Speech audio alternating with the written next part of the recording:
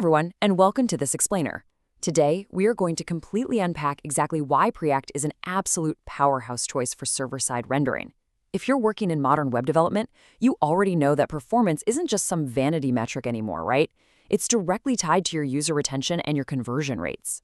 So we're taking a structured look at how Preact gives you the blazing fast performance of a tiny, lightweight library, but keeps all the developer ergonomics of a major framework. Let's kick things off with a pretty fundamental question about modern web development. Why ship 40 kilobytes of JavaScript when 3 kilobytes gets the exact same job done? I mean, think about it. In 2026, the standard React plus React on payload sits right around 40 kilobytes gzipped, but Preact's core? Just 3 kilobytes. That's not some minor rounding error, that is a massive, fundamental architectural advantage. That 3 kilobyte footprint literally means Preact is 10 times smaller than React. And that directly impacts how fast browsers can parse and execute your code. Remember, JavaScript is the most expensive resource a browser handles.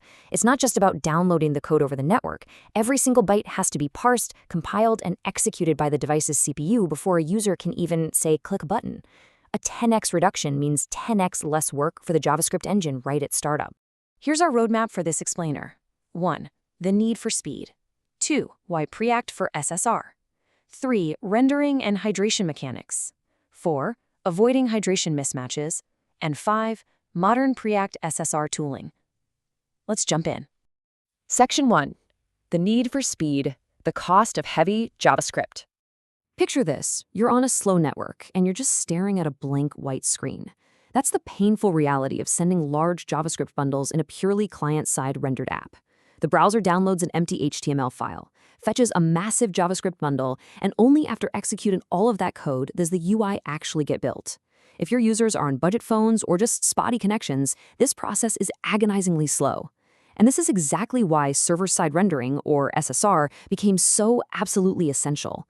It sends ready-to-display HTML right from the server, so the user sees your content instantly. And honestly, the cost of framework size is stark. On a throttled 3G connection, choosing a smaller framework saves you roughly 1.5 seconds of download time. Preact clocks in at about 0.12 seconds, while React takes a full 1.6 seconds. And this isn't just theoretical stuff. Companies like Uber actually rebuilt their mobile web experience using Preact specifically to shave off those exact kilobytes. Because for a ride-hailing app in emerging markets, that single saved second, that's the difference between a booked ride and a user getting frustrated and bouncing.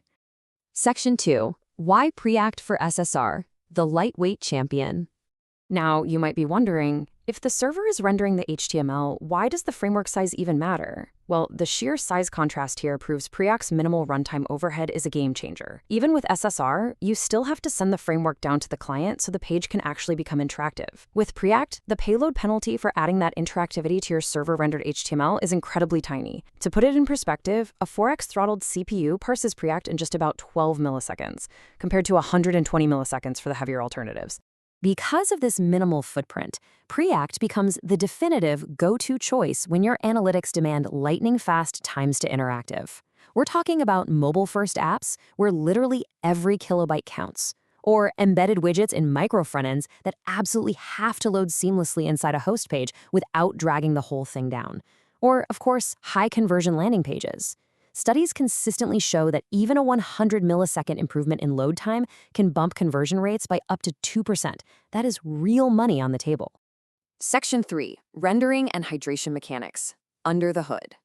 So, Preact gives you 3 distinct rendering APIs through its Preact render to string package, which gives you total control over how that HTML is generated on the server. If your app is pretty simple, render to string does the job synchronously. Nice and easy. But let's be real, modern apps usually fetch data, right? That's where render to string async shines, waiting for your promises to resolve. And if you're deploying to cool edge environments like Cloudflare Workers or Dino, render to pipeable stream allows you to stream HTML to the browser in chunks. That drastically improves your time to first byte, meaning users see your content even faster. Okay, so once that HTML actually hits the browser, we use a process called hydration to seamlessly connect it to our interactive application state. Think of it like this. The server gave us a static painting of our UI. Hydration is the process of wiring up the buttons and the inputs so they actually do something when the user clicks them. Preact is incredibly smart about how it handles this. It just traverses the existing HTML and hooks up the event listeners, rather than throwing all that hard-earned HTML away and starting from scratch. If you remember literally one thing from this whole explainer, make it this. Using the standard render function will completely wipe out your server HTML. You absolutely must use hydrate instead. It's a classic mistake. If you use render on a server-rendered page, Preact just assumes you want to build the DOM from scratch. You'll get a very ugly flash of unstyled content, and you basically defeat the entire purpose of doing SSR in the first place. Always import hydrate when bringing your SSR pages to life. Section 4. Avoiding hydration mismatches. Keeping server and client consistent.